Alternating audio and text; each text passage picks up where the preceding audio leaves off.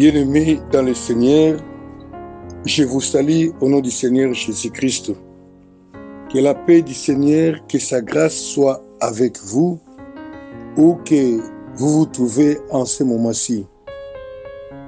Aujourd'hui, la grâce nous est accordée d'être ensemble et de pouvoir partager cet enseignement que nous avons intitulé « Jésus-Christ revient bientôt ». Mais son Église est infiltrée. Et nous avons retenu comme sous-thème « Prends soin de faire tout selon les modèles qui t'a été montré sur la montagne ». Je viens auprès de vous, les serviteurs de Dieu, les enfants de Dieu, pour partager avec vous cet enseignement, non pas pour démontrer aux hommes de Dieu que vous êtes, aux enfants de Dieu que vous êtes, ma capacité à enseigner. Ce n'est pas pour prouver quelque chose, mais je parle pour pouvoir partager avec vous certaines révélations que le Seigneur nous a accordées et les révélations qui sont appuyées par les Écritures. Donc c'est avec l'esprit de partage que je viens auprès de vous, car il n'est pas normal de pouvoir retenir les révélations reçues de la part de Dieu. Ainsi que le Seigneur nous accorde tous l'esprit d'écoute et de compréhension pour que nous puissions ensemble évoluer dans ce partage. Et nous aimerions qu'à chaque fois que nous allons intervenir, si quelqu'un estime que les propos tenus ne concordent pas avec la parole de Dieu, spécialement, moi je vais demander qu'une question nous soit adressée pour éclaircir. Jésus revient bientôt est une parole certaine de Jésus-Christ, selon que la Bible nous le dit dans Apocalypse chapitre 22, nous avons au moins 2 passages qui nous parlent ouvertement de ces propos que Jésus revient bientôt. On peut les voir dans Apocalypse chapitre 22, verset 7, et aussi dans l'Apocalypse chapitre 22 au verset 12. La Bible dit que le Seigneur revient bientôt. Et la Bible souligne que c'est une parole certaine. Mais lorsque la Bible utilise un mot, comprenons que ce mot a tout son pesant d'or. Donc c'est un mot qui a été calculé, qui a été pesé pour être utilisé.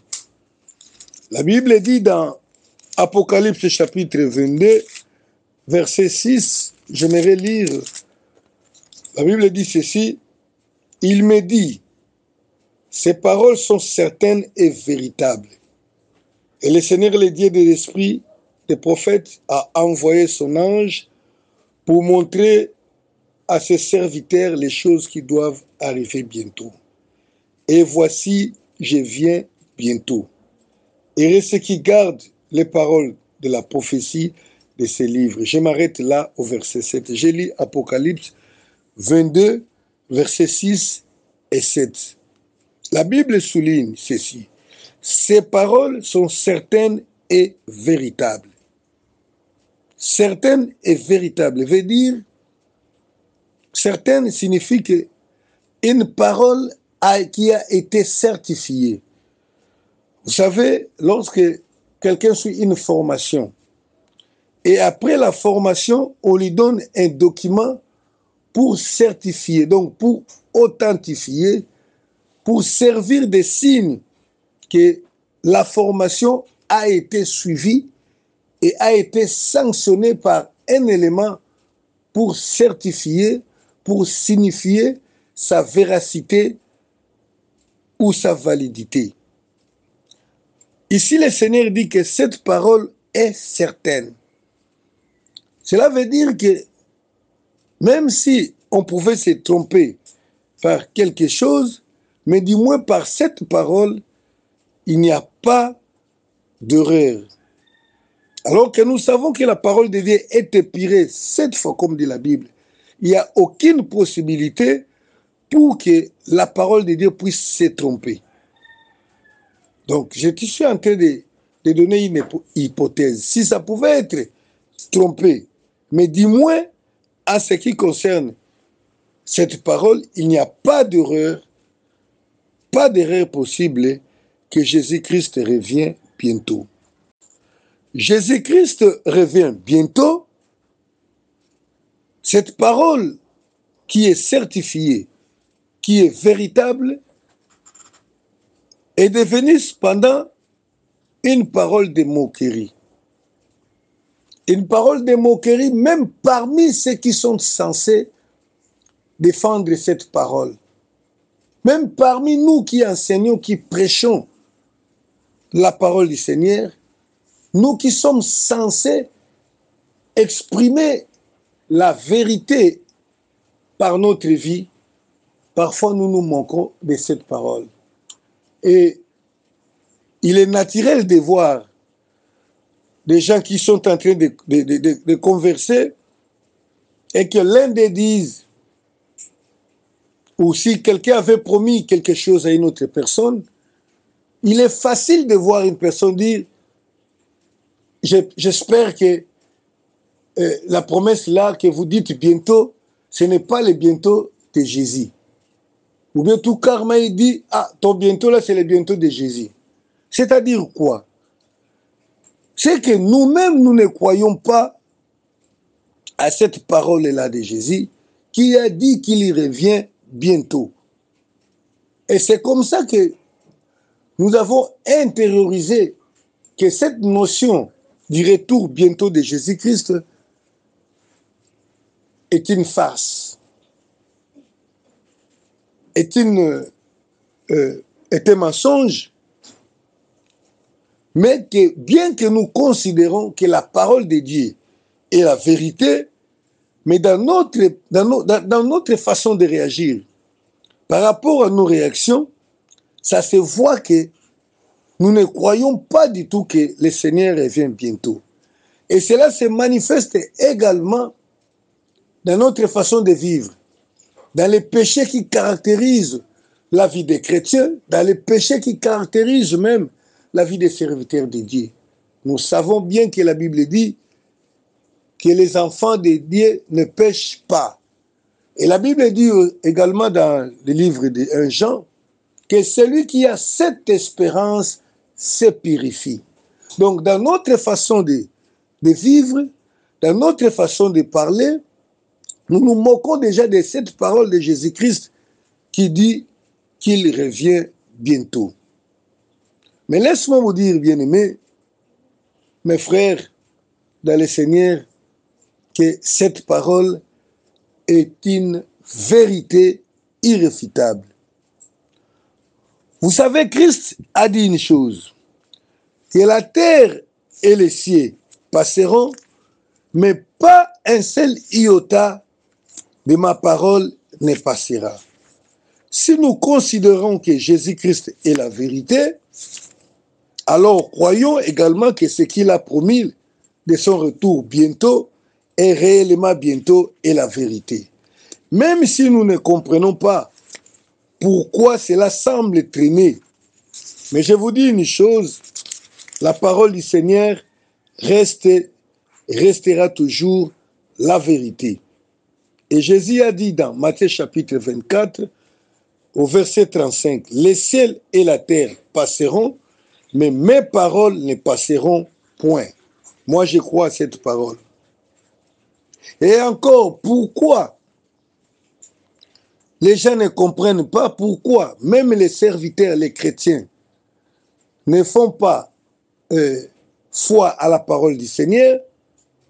Oui, c'est parce qu'ils comprennent mal les Écritures. Vous savez, le Seigneur a encore donné une parole. Dans le livre de Matthieu, au chapitre 24, c'est là où nous trouvons de façon un peu claire où le Seigneur a donné les signes de son avènement, il a donné les signes de la fin du monde, il a donné les signes de l'accomplissement de toutes choses. Dans le livre de Matthieu au chapitre 24. Toutefois, le Seigneur a souligné dans le verset 34, il a dit ceci, je lis, « Je vous le dis en vérité, cette génération ne passera point que tout cela n'arrive. Je vous le dis en vérité, que cette parole ne passera, que cette génération ne passera point, que tout cela n'arrive. » Et le Seigneur a prononcé cette parole lorsqu'il était en train de nous montrer les signes du temps de la fin, de son avènement. Et il a souligné que cette génération, la génération dans laquelle le Seigneur vivait, ne passerait pas, que toutes ces choses n'arrivent.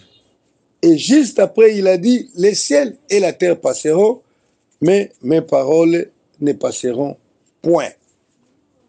Cependant, nous voyons que depuis que le Seigneur est venu, plusieurs années se sont écoulées, je dirais, si je dois être un peu concret, bien qu'il y ait toujours une nuance par rapport au temps, je dirais que 2221 ou 23 années se sont déjà écoulées depuis que le Seigneur était venu, mais nous sommes là. Et c'est, je pense, à cause de cette parole que beaucoup de gens ont dit que c'est un mensonge. Parce que nous considérons que plusieurs générations se sont succédées depuis que le Seigneur a promis qu'il reviendra, depuis qu'il a promis que les choses finiront, et qu'il a même souligné que cette génération ne passera pas, plusieurs générations se sont écoulées. Ce n'est pas étonnant, c'est pourquoi nous voyons, comme le dit la Bible dans les livres de 2 Pierre chapitre 3, à partir du verset 3 jusqu'à 6, que dans les derniers temps, les gens deviendront moqueurs, ils se moqueront de Dieu, ils se diront, depuis qu'il a promis qu'il viendra ou il détruira le monde existe toujours. Nos parents sont morts, et ils sont passés, nos grands-parents, mais la terre existe toujours. Laissez-moi lire textuellement, parce que c'est toujours bon de lire, ça nous rafraîchit, ça nous redonne vraiment la quintessence de cette parole. Je lis 2 Pierre chapitre 3, à partir du verset 3. Sachant avant tout que dans les derniers jours, il viendra des moqueurs avec les railleries, marchant selon leurs propres convoitises et disant, où est la promesse de son avènement? Car depuis que les pères sont morts, tout demeure comme dès le commencement de la création. Verset 5. Ils veulent ignorer en effet que des cieux existèrent autrefois par la parole de Dieu, de même qu'une terre tirée de l'eau est formée au moyen de l'eau, et que par ces choses, le monde d'alors périt submergé par l'eau. Les gens se moquent du Seigneur, disant que depuis qu'il a promis, cette génération ne passera pas. Nos pères sont morts, les grands-parents sont passés, la terre demeure comme ça. Bien-aimés, laisse-moi vous dire, c'est juste une mauvaise compréhension de la parole ou du système ou du comptage de Dieu. Moi-même, autrefois, en lisant cette parole, je me disais, je sais que le Seigneur est la vérité, il a toujours dit la vérité, mais il y a quelque chose qui ne cloche pas ici, parce qu'il a promis que cette génération ne passera pas, et les générations se sont écoulées comme les grains de chapelet. Mais le Seigneur m'a repris, m'a enseigné, m'a dit, je suis toujours la vérité, et tout ce qui sort de ma bouche est la vérité. Ainsi le Seigneur m'a enseigné. Bien-aimés, nous avons une mauvaise compréhension du temps par rapport à Dieu. Parce que selon nous, selon les humains, une génération est calculée pour une période soit de 25 ans ou de 40 ans. C'est ce que les hommes appellent une génération. Et si nous faisons un calcul exact, si nous faisons un calcul par rapport aux générations, un calcul par rapport à la façon des hommes de compter, nous verrons que 2000 divisé par 50 ou par 25, il y a plusieurs générations qui se sont écoulées. Mais laissez-moi vous dire, la génération selon Dieu, la génération selon Jésus, ce n'est pas ce que nous pensons. Lisons les livres de Matthieu au chapitre 1er. Matthieu chapitre 1er, nous allons voir la généalogie de Jésus-Christ. Chapitre 1er, verset 1er et 2, et puis je vais sauter pour chuter au verset 14, parce que le texte serait très long si on les lisait. Mais où vous êtes là-bas, il faut quand même les lire, c'est important. Je lis au nom du Seigneur Jésus-Christ. Généalogie de Jésus-Christ, fils de David, fils d'Abraham. Abraham engendra Isaac, Isaac engendra Jacob. Jacob engendra Juda et ses frères. Et ça continue. Nous sommes arrivés au verset 16. Je disais, nous allons nous arrêter au verset 14, non, nous allons finir au verset 17. Verset 16.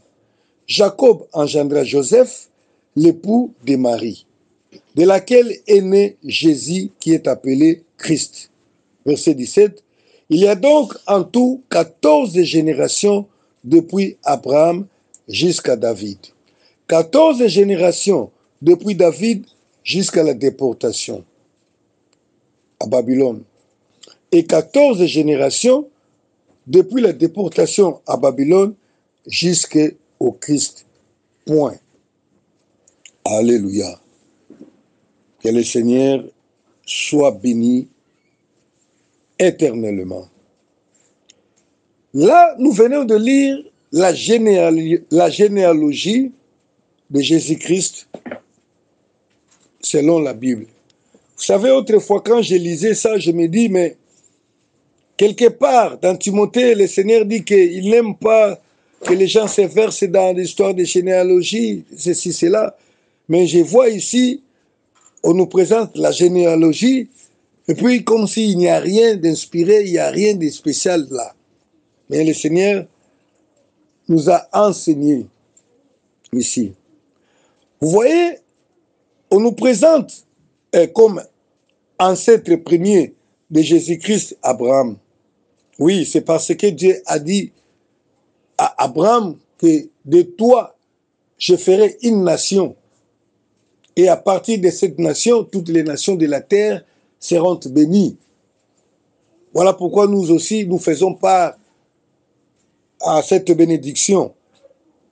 Parce qu'il avait été promis à Abraham que toute la terre sera bénie, toutes les nations de la terre seront bénies au travers d'Abraham, et Jésus-Christ est l'héritier d'Abraham. Donc, je disais, la Bible nous raconte qu'Abraham engendra Isaac, Jacob, Jacob engendra Juda, Juda engendra Pharez engendra celui-ci engendra celui-là, jusqu'à ce que nous sommes arrivés à Joseph, selon le monde, et qui est ici Jésus-Christ dans les tribus de Juda. Bien que nous savons que Christ n'a pas le sang de Joseph, mais il a il est venu selon le monde dans cette généalogie-là. Voilà. Donc, la Bible nous renseigne que depuis Abraham jusqu'à David, il y a 14 générations. De David jusqu'à la déportation à Babylone, 14. De la déportation jusqu'à Christ, 14. Il y a au moins 14 fois 3. Mais il faut maintenant lire. Vous allez voir que la génération, le comptage s'arrête à Jésus. Donc la Bible compte une génération par rapport non pas au temps, mais la génération est comptée par rapport à une personne que Dieu a mis dans son projet pour l'accomplissement ou pour la venue de Jésus-Christ. Donc, Abraham, c'est une génération. Isaac, c'est une génération. Jacob, c'est une génération. Judas, c'est une génération. Osias, c'est une génération. Donc, Jéconias, c'est une génération. Toutes les personnes qui sont nées là sont comptées comme une génération. Ainsi, vous allez lire, il y a 14 et jusqu'à... la dernière génération, c'est 13. 14e, on n'a pas compté, c'est la génération de Jésus-Christ. Donc, la génération pour Dieu, elle n'est pas calculée selon les hommes, selon le nombre d'années, mais selon une personne que Dieu a choisie pour l'accomplissement de son œuvre finale qui était la venue du Seigneur Jésus-Christ sur la terre. Ainsi, nous allons remarquer qu'Abraham a vécu, je pense, environ 125 ans sur la terre. Peut-être Isaac en a fait 100. Et Jacob peut-être 110. David peut-être 80. Ézéchias peut-être 100.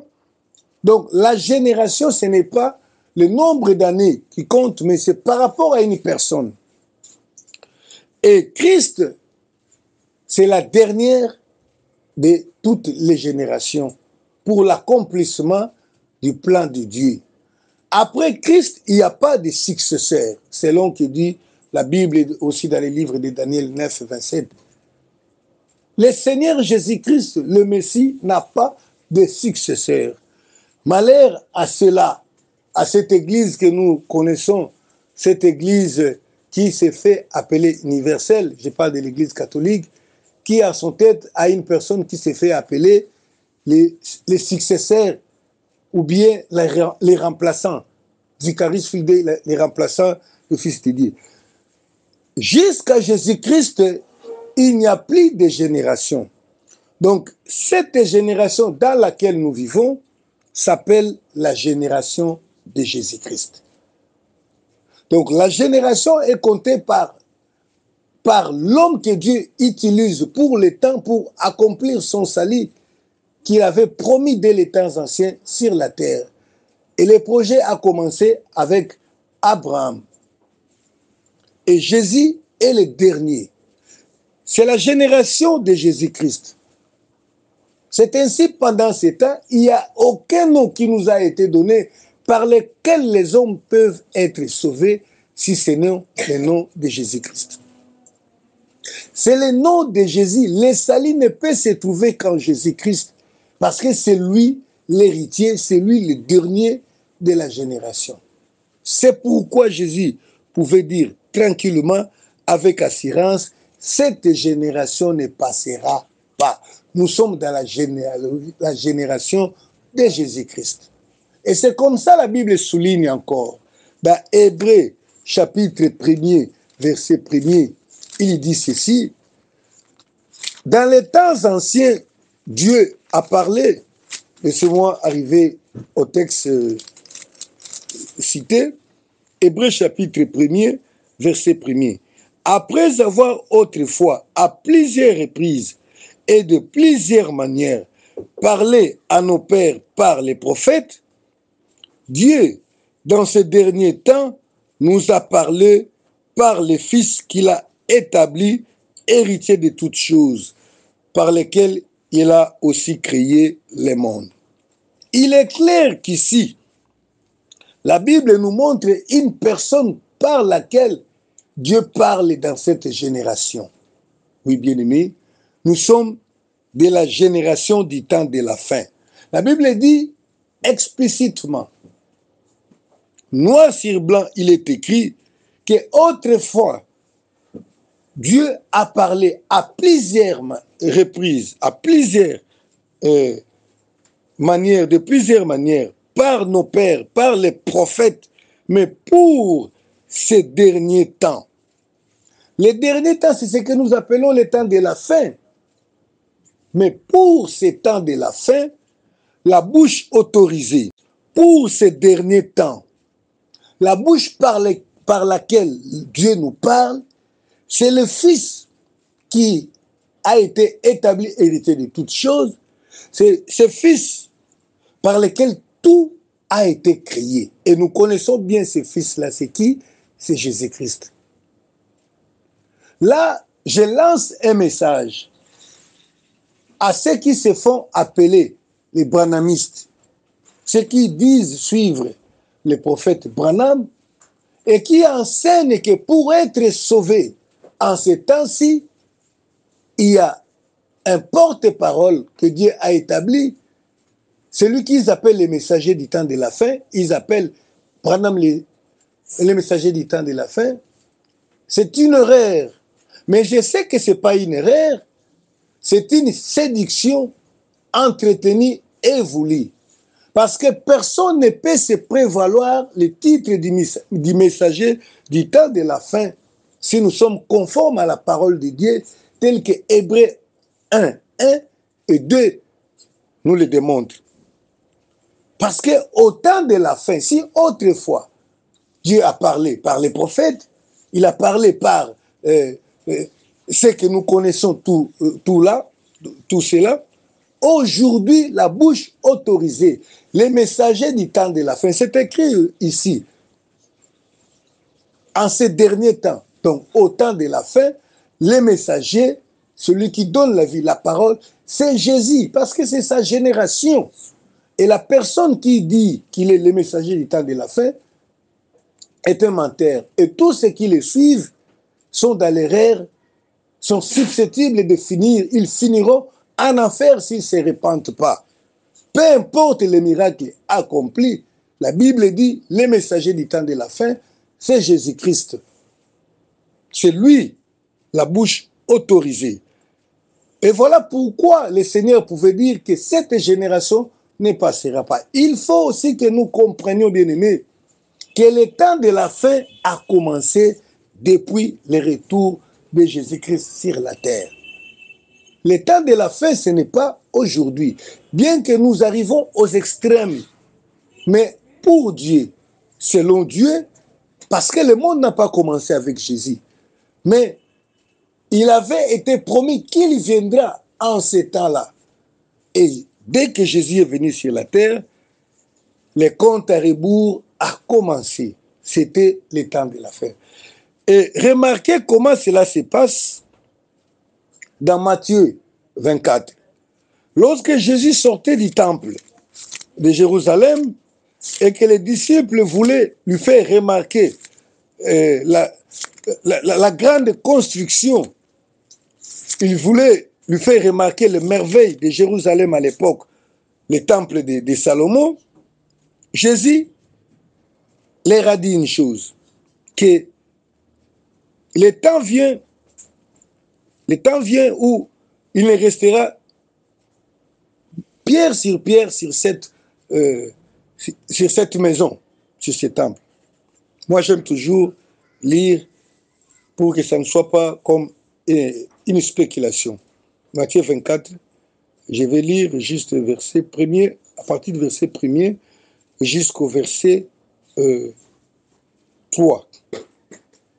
Comme Jésus s'en allait au sortir du temple, ses disciples s'approchèrent pour lui en faire remarquer les constructions. Mais il leur dit, « Voyez-vous tout cela? Je vous le dis en vérité, il ne restera pas ici pierre sur pierre qui ne soit renversée. » Il s'assit sur la montagne des Oliviers et les disciples vinrent en particulier lui faire cette question. Dis-nous, quand cela arrivera-t-il et quel sera le signe de ton avènement et de la fin du monde? Voyez-vous, Jésus-Christ déjà en son temps, il a parlé de la fin du monde. Et en parlant de la fin du monde, Christ a parlé, plutôt, les disciples savaient que le temps de la fin avait déjà commencé à leur époque, donc pendant qu'ils étaient encore en vie. C'est pourquoi ils sont venus poser la question au Seigneur Jésus-Christ. À partir du verset 3, dans la deuxième partie, ils ont dit, dis-nous, quand cela arrivera-t-il? Donc c'est au moins 3 questions dans une phrase. Parce qu'ils ont demandé, dis-nous, quand cela arrivera-t-il? Donc, quand cela arrivera-t-il? Il parlait de la destruction du temple de Jérusalem. Et quel sera le signe de ton avènement? Il parlait de l'avènement que nous appelons l'enlèvement de l'Église. Et de la fin du monde, donc il parlait de la fin du monde qui est sanctionnée par le jugement dernier. Donc, au moins 3 choses, 3 grands événements qui constituent le temps de la fin. Je suis en train de démontrer que le temps de la fin, a commencé depuis que Jésus était venu sur la terre. C'est ainsi, quand on lui a posé la question des signes du temps de la fin, la question a été posée en 3 parties. Le temps de la destruction de Jérusalem, parce que Christ a dit, le temps viendra où il y aura plus une pierre sur pierre qui se restera debout sur cette maison. Donc il y a la destruction du temple de Jérusalem, il y a l'avènement de Christ, donc c'est-à-dire l'enlèvement, et il y a la fin du monde. 3 choses. Et nous savons que la destruction du temple s'est accomplie depuis l'an 70, l'an 70 de cette ère, de cette génération de Jésus-Christ. Et aujourd'hui, nous sommes 2021 de l'ère de la génération de Jésus-Christ. Le second événement ne s'est pas encore accompli, l'avènement. Alors que le premier, la destruction du temple de Jérusalem, était déjà accompli en l'an 70. Aujourd'hui, nous sommes dans l'attente de cet événement que la Bible appelle l'avènement, que les disciples savaient distinguer. Parce qu'ils ont parlé de la destruction, ils ont demandé quand est-ce que cela arrivera-t-il, donc la destruction du temple, et quand est-ce que ton avènement arrivera, et quand est-ce que la fin du monde arrivera. Ce sont 3 choses distinctes, mais dont le Seigneur a donné les signes ensemble au même moment. Il y a 3 choses distinctes. Il y a la destruction de Jérusalem, il y a aussi l'avènement, donc c'est-à-dire le retour de Jésus-Christ, ce retour que nous déclarons bientôt aujourd'hui, et aussi la fin du monde. Il y a 3 événements. Le premier s'est déjà déroulé, la destruction de Jérusalem. Mais tandis que les 2 autres, l'avènement est sur le point d'arriver et la fin du monde également. Parce qu'après l'avènement, il n'y aura pas assez de temps, il n'y aura pas beaucoup d'années pour que le monde s'arrête exactement, pour que nous puissions entrer dans l'éternité. Et je fais remarquer aux hommes de Dieu, aux enfants de Dieu, qu'il y a toujours confusion parce que beaucoup de gens n'ont pas si séparé ces 3 événements. Parce qu'en lisant dans Matthieu 24, les signes sont donnés pour tous ces 3 événements, mais de façon un peu désordonnée. Il faut aussi comprendre que la Bible est la parole de Dieu, mais c'est l'homme qui l'a écrit. Donc la vérité est là, mais ça pouvait être aussi de façon non chronologique. Et comme on a toujours remarqué dans les évangiles, celui-ci a parlé de ça, l'autre a parlé de ça, la même chose, mais parfois les temps se voit comme si c'était un peu différent. Donc je suis en train de dire que quand vous lisez les signes du temps de la fin dans Matthieu 24, vous verrez les signes que le Seigneur a donnés tous ici c'est un peu en désordre, mais tous ces signes constituent les événements du temps de la fin. Cependant, il y en a 3 événements majeurs que nous pouvons séparer de façon claire. Mais les signes sont donnés un peu de façon désordonnée. Par exemple, vous lirez quelque part, la Bible dit que lorsque vous verrez ces choses arriver, celui qui se trouvera sur les toits n'entre plus dans la maison. Celui qui se trouvera au champ, qu'il fuit sur les montagnes. Et la Bible dit, priez pour que votre fuite n'arrive pas en hiver. Malheur aux femmes qui allaiteront ou qui seront enceintes à ce moment-là. Et quand vous voyez ces paroles comme ça, vous vous dites que ce sont les événements qui doivent arriver à la fin du monde ou dans la grande tribulation. Alors que pendant ces événements-là de la grande tribulation, il n'y aura pas de salut dans la fuite, dans les montagnes, ou que les femmes qui ne seront pas enceintes, ce sont elles qui auront la possibilité de fuir. Non. Là, vous comprenez, parce que nous savons que lorsque les grands événements, les fléaux de Dieu vont commencer à tomber sur la terre, il n'y aura pas une occasion de fuite. Mais la fuite là consiste à... Les signes là consistent à l'événement qui s'est déjà déroulé de la destruction de Jérusalem.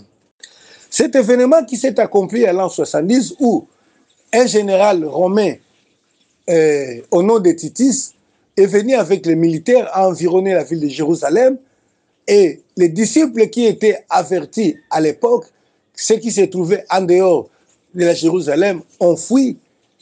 Même ceux qui étaient dans Jérusalem qui, lorsqu'ils voyaient les militaires investir les lieux saints, ont commencé à échapper, à fuir, ont échappé à la destruction de Jérusalem. Et encore, la Bible dit que Jérusalem sera foulée aux pieds. Donc la destruction de Jérusalem cadre avec le foulement aux pieds de Jérusalem qui marque également le début du temps de grâce, le temps de l'Église.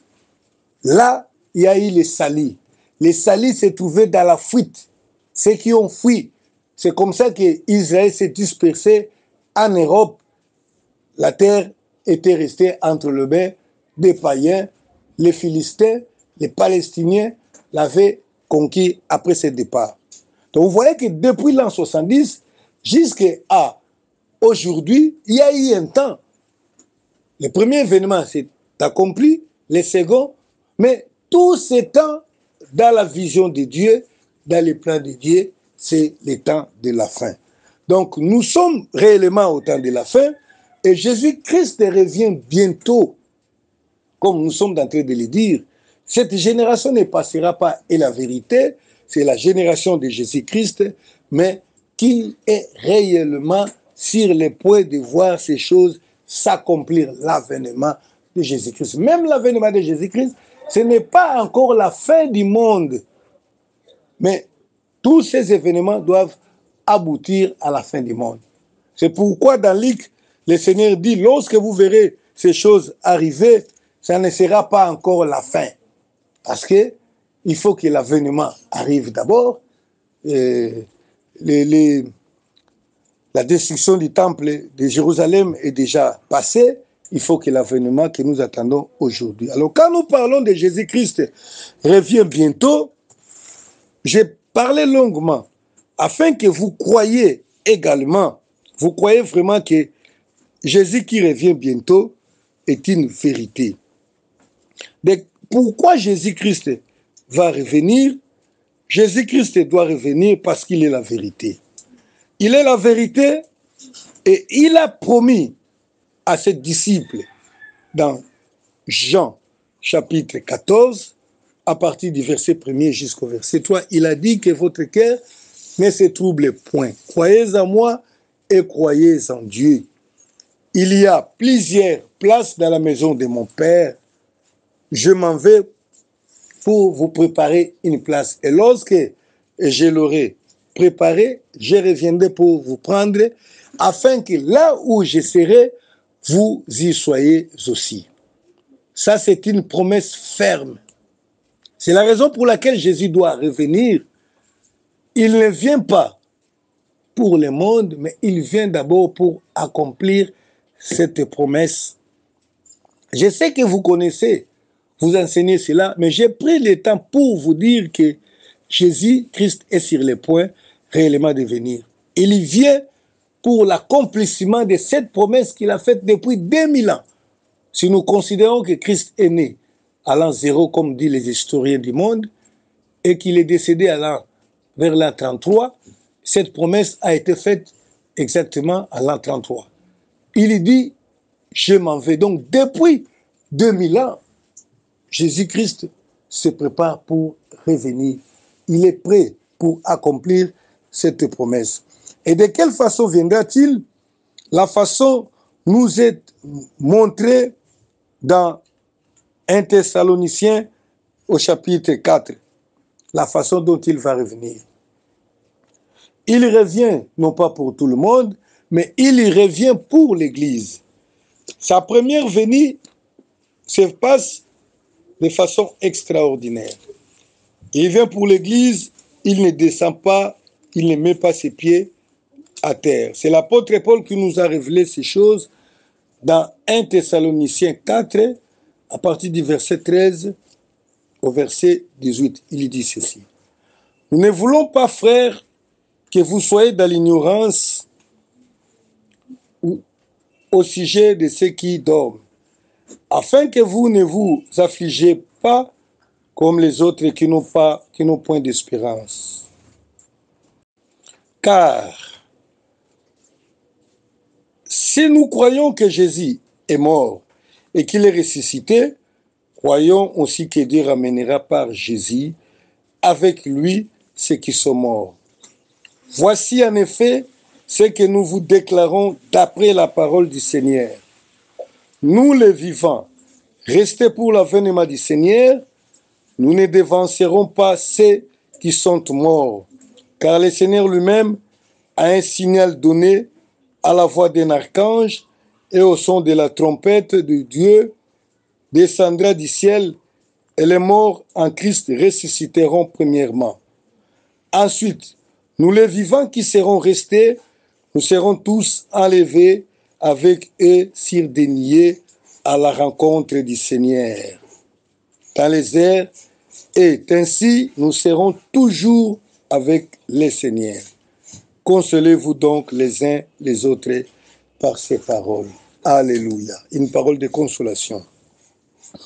La Bible nous montre de quelle façon ce retour va s'opérer. Le Seigneur ne va pas descendre sur la terre, mais il s'arrêtera quelque part dans les nuées. Et cela se fera au son de la trompette.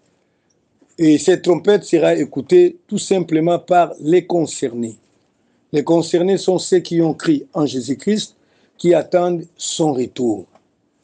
Ce sont ceux qui marchent dans la volonté du Seigneur.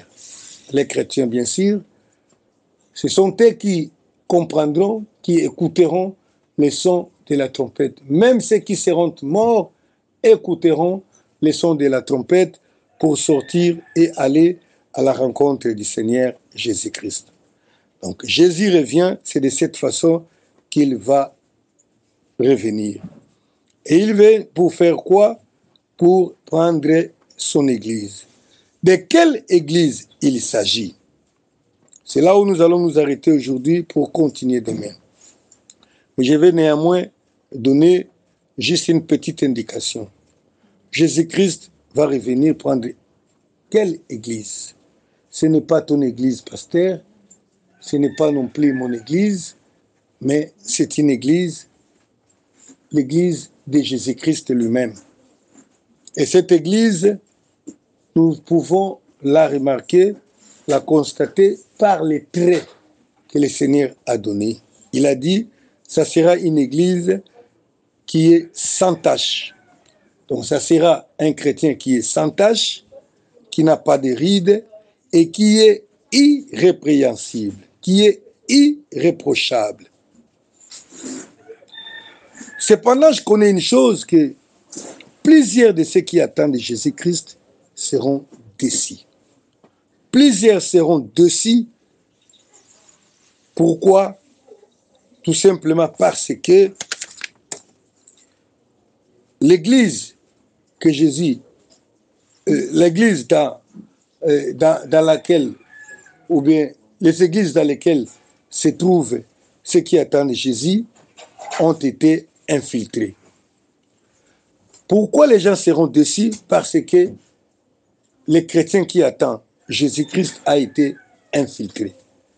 Voilà ce que nous allons démontrer dans cet enseignement, que beaucoup de gens qui attendent Jésus seront déçus, tout simplement parce qu'ils sont infiltrés. Et nous allons essayer de montrer de quelle façon ils ont été infiltrés, de quelle manière, par quels moyens, comment, et comment se débarrasser. Parce que l'Église que le Seigneur va venir prendre, la Bible dit, est une Église sans tache. Une Église qui ne peut pas être reprochée. L'Église a été infiltrée. Infiltrée de la manière où vous ne pouvez pas croire. Je me demande, est-ce que cette infiltration, c'est par naïveté ou par complicité? Nous allons le voir. L'Église a été infiltrée. Et il est difficile de comprendre cette infiltration. Bien aimé, l'infiltration est une action délicate. Il est difficile de comprendre cette infiltration de l'Église. Par l'ennemi, bien sûr. Parce que l'Église a un ennemi. L'infiltration de l'Église est cachée aux yeux de plusieurs. Nous avons quand même reçu cette grâce-là. C'est pourquoi j'ai dit que nous allons partager des révélations qui sont appuyées par les Écritures. Pour comprendre l'infiltration, il faut avoir un esprit, l'intelligence renouvelée, selon que dit Romains chapitre 2. Soyez renouvelés, que l'intelligence soit renouvelée, afin que nous comprenions ce qu'est la volonté de Dieu et ce qui est agréable. Et c'est par l'action du Saint-Esprit, par l'humilité devant Dieu, que nous pouvons être réveillés, que nous pouvons être renouvelés pour comprendre cette infiltration. Que le Seigneur nous bénisse pour aujourd'hui. Nous avons introduit le message que nous allons continuer demain. Soyez bénis au nom du Seigneur Jésus-Christ. Amen.